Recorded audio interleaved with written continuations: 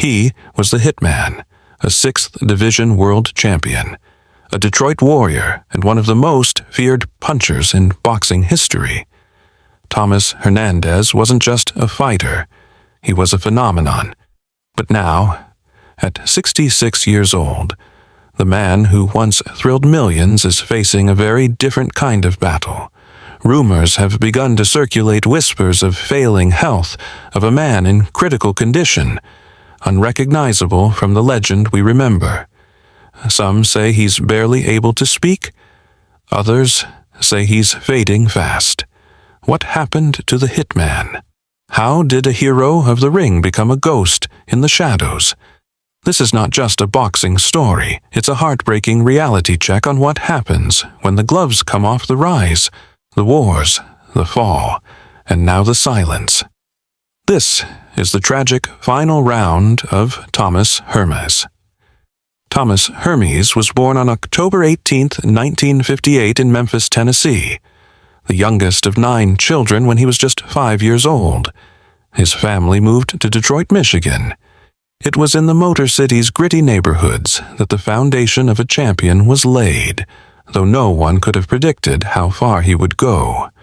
Life was hard in Detroit, and the streets didn't offer many safe paths. His mother, Lois Hearns, strong, devout woman, became the anchor of the family. She worked multiple jobs to keep food on the table and instilled discipline, faith, and ambition. And her children, Thomas would later say that his mother's strength was his first real example of what it meant to fight as a shy and lanky kid. Hearns wasn't the typical tough guy, but he had something that couldn't be taught. An inner hunger that drive eventually led him to the Kronk Gym, a hot, dimly lit boxing haven hidden in the basement of a Detroit recreation center. That's where he met Emanuel Stewart, the legendary trainer who would change his life. Stewart quickly realized Hearns was special at first glance. His thin frame didn't scream power puncher, but once Stewart saw him in the ring, he was stunned that long reach, that natural leverage, that lightning quick jab. Stewart described him as a raw weapon. Hearns' amateur career was nothing short of extraordinary. He amassed a record of 155 wins and just 8 losses. He won the National Amateur Light Welterweight Championship in 1977 and made a name for himself in a city that had already seen its share of boxing greats. What separated Hearns wasn't just his physical gifts, it was his mindset. He wasn't in it for attention or fame. At that point, he wanted to escape poverty, to make his mother proud, and to turn the pain of his upbringing into purpose. Detroit shaped Hearns. It hardened him, challenged him, but it also gave him a community that believed in him in Kronk. He found his sanctuary. He trained alongside future world champions, bled on the same canvas, and developed a bond with Stewart would last a lifetime. They weren't just building a boxer. They were building a weapon of precision and destruction, molded by hardship and fired by ambition. As he transitioned into the professional ranks in 1977, no one could yet predict that this soft-spoken kid from Detroit would become one of the most feared and respected fighters in boxing history. But the blueprint was already set. The Hitman was born. Thomas Hernandez turned professional in 1977 under the guidance of Emanuel Stewart, and it didn't take long for the world to notice at 6 feet 1 inch and fighting in the welterweight division. He towered over his opponents with a 78-inch reach, and that reach came loaded with pure knockout power. His jab was like a whip, and his right hand was a missile in his early fights. Hernandez tore through competition like a man possessed between 1977 and 1980. He compiled an undefeated record and racked up knockout after knockout. earning him the nickname the Motor City Cobra. But once his profile began rising and the bigger fights came calling, a new name emerged, a Hitman, and it stuck. The 1980s were boxing's golden era, and Thomas Hearns became one of its brightest stars in 1980. He captured the WBA welterweight title by demolishing Pepino Cuevas. In 2 rounds, Cuevas was a feared puncher in his own right, but Hearns obliterated him. Making a statement to the boxing world, a new force had arrived. Then came one of the most anticipated fights of the decade.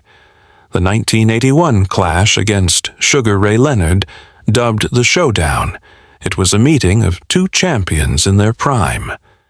Hearns controlled much of the early rounds with his jab and reach. Leonard mounted a furious comeback in the 14th round. Leonard hurt Hearns badly, forcing the referee to step in. It was Hearns' first professional loss, but it elevated him even in defeat. He had proven his warrior spirit. He bounced back in epic fashion in 1984. Hearns faced Roberto Durán, a man known for his granite chin and legendary toughness. No one expected what happened next. Burns knocked Durán out cold in the 2nd round. The first and only time Durán was ever stopped in such brutal fashion. It was a defining moment, and it sent shockwaves through the sport. But perhaps the most iconic moment of Hernandez's career came in 1985. His war with Marvin Hagler filled as the war. The fight lasted just 3 rounds, but it's widely considered one of the greatest fights in boxing history. From the opening bell, Hearns and Hagler exchanged bombs. Burns fractured his right hand early in the fight, but kept swinging. Blood, violence, skill, and courage were on full display. In the 3rd round, Hagler landed a crushing right, had dropped Hearns, and ended the fight. Though he lost, Hearns earned eternal respect for his role in that unforgettable war. Still, his story was far from over. In the late 1980s and early 1990s, Hearns continued collecting belts, moving up in weight and becoming the first man in boxing history to win world titles in 6 different divisions. He defeated Virgil Hill in 1991 to win the light heavyweight title and further cement his legacy throughout his career. Hearns wasn't afraid of anyone.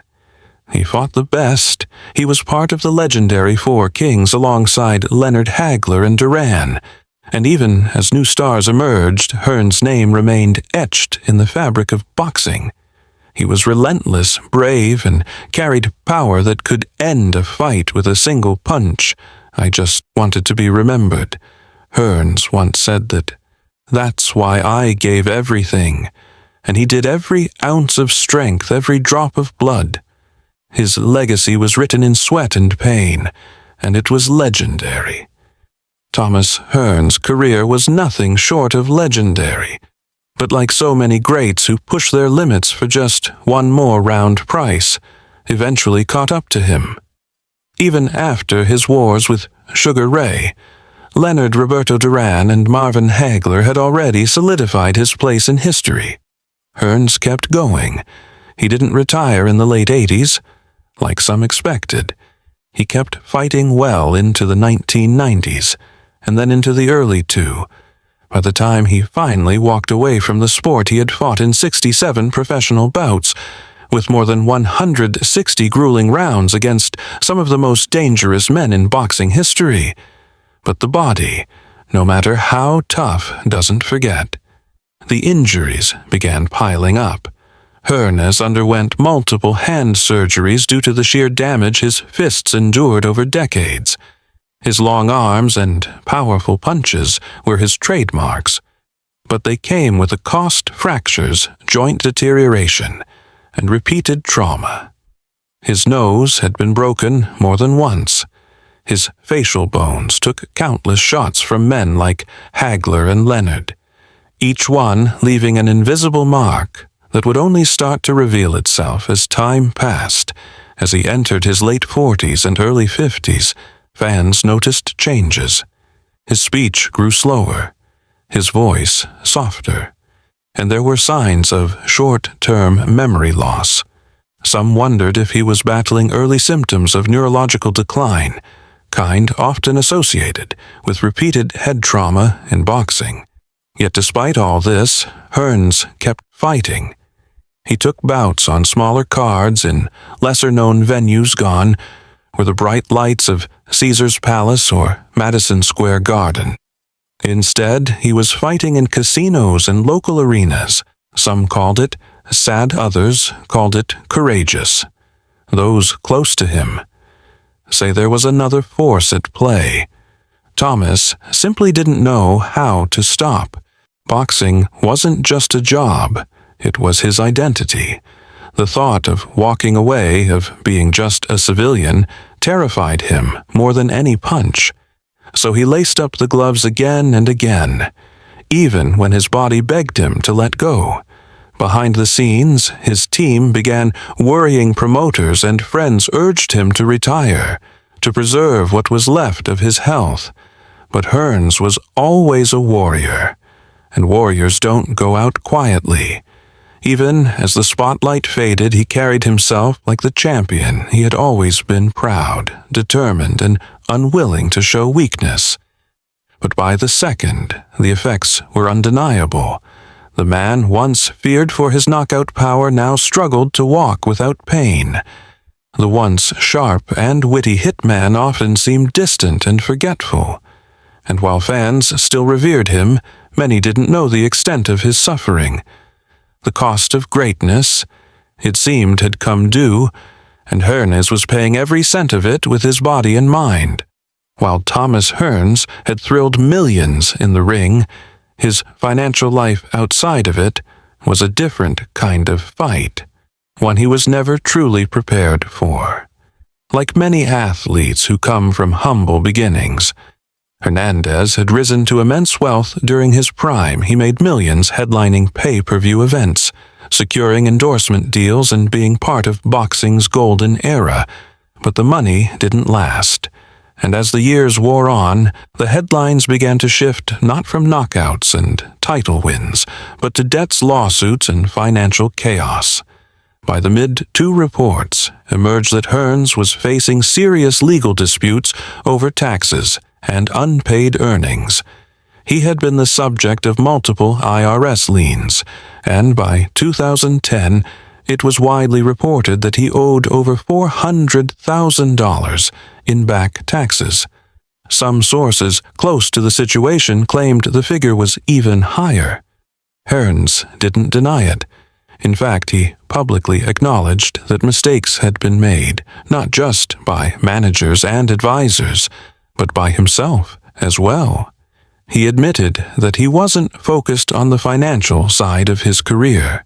While he trained, fought, and inspired others, were making decisions that would later leave him vulnerable. The most heartbreaking part was the slow public disappearance of one of boxing's most celebrated Warriors fans, who once watched him walk into the ring under the blinding arena lights, now saw a different image. A frail figure riding the bus in Detroit dressed in plain clothes trying to stay low-key. It was jarring. The man who once headlined some of the biggest fights in the world, who shared the stage with legends, was now blending into the city streets. He once rose from those who recognized him, often approached with reverence. Others didn't believe it was really him. There were no big interviews, no tell-all book deal, no lavish retirement tour. Hearns faded from the public eye, appearing only occasionally at boxing events, often looking far older than his years. Some in the boxing world reached out former opponents, younger fighters, promoters, but sources say Hearns' pride kept him from asking for help. He didn't want pity. He didn't want handouts. He wanted to be remembered for the man he was in the ring, not the one struggling in silence outside of it. I was never fighting for money. Hernandez once said in a rare interview, I was fighting because that's all I knew, and that truth echoes through every part of his story. Thomas Hernandez didn't get into boxing to become a millionaire. He got into it to survive, to escape poverty, and to honor the family and city that raised him. But the system that cheered him on never taught him how to navigate life. Once the cheers stop, and now, as rumors swirl about his declining health, many are asking, did we let the Hitman down, or did the sport that made him also break him by 20? 21 troubling whispers began circulating about Thomas Hearns' health. Fans who hadn't seen him in a while were shocked when grainy photos surfaced showing a drastically thinner Hearns prey and walking with assistance. Then came reports of hospitalization, though no official statement was made by the family. Insiders within the boxing community began to speak quietly of his deteriorating condition. Some mentioned slurred speech. Others spoke of tremors and frequent disorientation, signs that suggested a possible neurological issue. There was no confirmation, only silence. And in that silence, fear grew. Public appearances became rare and increasingly concerning. When Hearns did show up at charity events or fight promotions, he appeared slow, visibly weak, and often disengaged. He wore dark sunglasses even indoors, his once commanding voice now a low mumble. Those who stood beside him tried to put on a brave face, but fans could see the truth. The warrior who once stood tall in the ring now looked like he was shrinking under the weight of time and trauma. It became clear to many that Hearns was no longer the man they remembered from the war with Hagler, or the knockout of Durán. He had given the sport everything, and now it was taking its toll. Then came 2025. The rumors intensified. Reports began to circulate online that Hearns was in critical condition, possibly hospitalized once again, while his family kept quiet. Boxing forums and fan communities lit up with concern. Some sources claimed that Hearns was suffering from severe neurological decline, potentially the result of CTE, the chronic brain condition linked to repeated blows to the head. CTE has haunted the boxing world for decades, taking its toll on legends like Muhammad Ali and Meldrick Taylor. And now many feared Hearns was facing the same fate, unverified but persistent. The rumors painted a heartbreaking picture. Fans who had grown up watching the Hitman now feared that they might lose him. Not in a blaze of glory, but in slow, painful silence. He gave us everything, one fan wrote in a viral post, and now he suffers because of it. That sentiment echoed across social media. The man who brought excitement to every round, who gave fight fans some of the greatest moments in the sport's history, was now reduced to a shadow. Whether the rumors are true or exaggerated, one thing is certain. The boxing world is holding its breath. Unlike some of his peers, Thomas Hearns has faded quietly into the background of sports history, while names like Mike Tyson and Floyd Mayweather continue to dominate headlines and remain relevant through endorsements, media appearances, and documentaries. Hernandez has been largely forgotten by the mainstream. He doesn't have a flashy podcast, a hit, Netflix special, or $1 million whiskey brand. There are no blockbuster biopics in production about his life. No viral moments bringing him back into the spotlight. He has slipped through the cracks, a giant of the ring, now living in near obscurity. It's not that his legacy isn't worthy. On the contrary, Hearns' resume is the stuff of legend. He was one of the 4 kings, a 6-division world champion, and a participant in some of the most iconic fights in boxing history. Yet the industry that once profited from his name now rarely mentions him. Younger fans often know Tyson's prison stint better than Hearns' knockout of Durán. They can quote Mayweather's undefeated record, but have never watched the war with Hagler. The lack of media coverage surrounding Hearns' life, especially his current condition, speaks volumes about how the sport treats its aging warriors, as Hearns reportedly battles serious health issues. Very few outlets have covered his story. There have been no major interviews, no in-depth retrospectives, no tribute specials. The silence has been deafening, and it's raised a larger question. Why has boxing abandoned its gladiators? Why is there no system in place to ensure that legends like Hearns are supported, celebrated, and cared for long after they leave the ring? The UFC has a fighters' union movement underway. The NFL and NBA have pension plans. But in boxing, a brutal sport that takes more than it gives, there's almost nothing. Hernandez's case has brought this issue to the forefront. Once again, he's not the first legend to be forgotten, and sadly, he may not be the last. It's a pattern. The applause fades, the money disappears, and the fighter is left alone with the physical and emotional scars of a life spent in combat. Thomas Hernandez didn't just win titles. He gave the sport decades of excitement, risk, and sacrifice that he could be suffering in silence now without the recognition or care he deserves is not just a tragedy. It's an indictment of how boxing treats its heroes once the cameras stopped rolling. Thomas Hearns was more than a fighter. He was a father. His son Ronald Hearns followed in his footsteps, becoming a professional boxer in the mid-2. Tall, composed, and technically sound, Ronald carried the Hearns name into the ring with the same pride his father had decades earlier. But being the son of a legend comes with weight, and Ronald had big shoes to fill their relationship over the years, had its ups and downs strained at times by the demands of boxing fame and the personal demons that trailed Thomas after his career slowed down. Still, there was always a deep sense of love and mutual respect between the two. Ronald often spoke about how hard his father pushed him, sometimes too hard, but also about how much he respected the man who had paved the way.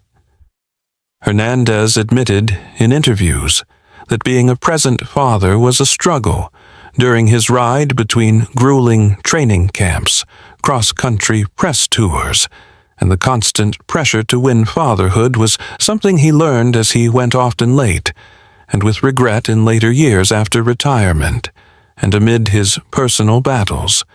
Hearns tried to make up for lost time.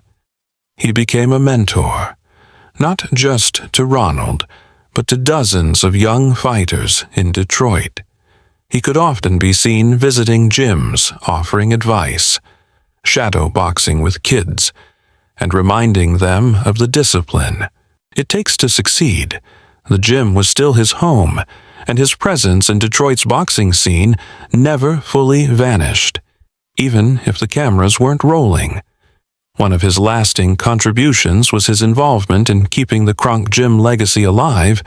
Kronk wasn't just a place where champions were made. It was a symbol of community pride, especially in a city as battered and resilient as Detroit. Hearns helped turn it into a sacred space in boxing, a name synonymous with greatness. Fighters from all over the world came to Kronk to chase their dreams, and many did so walking in the footsteps of Hearns himself. Now, as the rumors swirl about his failing health, fans and fighters alike are reflecting on his legacy. Any wonder whether Thomas Hernandez is aware of just how much he means to the sport, to Detroit, to boxing history, to generations of fighters who wanted to be just like him, in a world that often forgets its heroes once they've aged? Hernandez remains etched in the DNA of the fight game. His legacy isn't just about belts, it's about heart. But as time slips away, some fear that the man himself may not live to fully witness the depth of his impact. Boxing is beautiful and brutal. It creates gods, and then watches them fall. The price of greatness in this sport is unlike any other. For every championship belt, there's a scar. For every standing ovation, there's a night of pain that never ends. And in the case of Thomas Hearns, that price is now fully visible. Years of damage to his body, his mind, and his spirit have left him a shadow of the man who once ruled the ring like so many before him. Hearns gave everything to boxing, and now he, like so many others, may have nothing left. The list of boxing legends who ended up broke, sick, or forgotten is long and cruel. Joe Louis, one of the greatest heavyweights in history, died in near poverty. Muhammad Ali spent his final years trapped inside a body, ravaged by Parkinson's, likely linked to the punishment he took in the ring. Mildred Taylor, once a bright young star, now struggles with neurological impairment. It's a pattern, one that boxing has seen far too many times, and Hernandez sadly fits the mold. His decline isn't shocking to those who know the sport. It's expected, because boxing takes more than it gives. Hernandez's story has reignited a conversation that the boxing world often avoids. Where is the support for retired fighters? Why is there no pension plan? No long-term medical coverage? No structured mental health support? These men sacrifice everything for the thrill of the crowd and the honor of glory, only to be left on their own when their hands can no longer throw punches. Some try to become trainers. Others open gyms. But many, like Hearns, simply fade away until tragedy brings them back into public view. What fans remember are the highlight reels, the right hand that destroyed Durán, the war with Hagler, the speed, the power, the drama. But what fans often don't see is the man behind those gloves fighting battles long after the final bell. Thomas Hearns is a hero, but he's also a cautionary tale. He represents the very best of boxing and the very worst of what it can do to the men who define it. And yet, despite it all, Hearns never expressed regret in an old interview. He was asked if he would do it all over again, knowing what he knows now. The pain, the health issues, the financial struggles. He paused, then smiled faintly. "I'd do it all again," he said, "even knowing how it ends." Those words spoken with the quiet dignity of a man who lived like a warrior now hang heavy because they revealed the soul of a fighter, one who was never in it for money or fame, but for love of the game, even if that game broke him.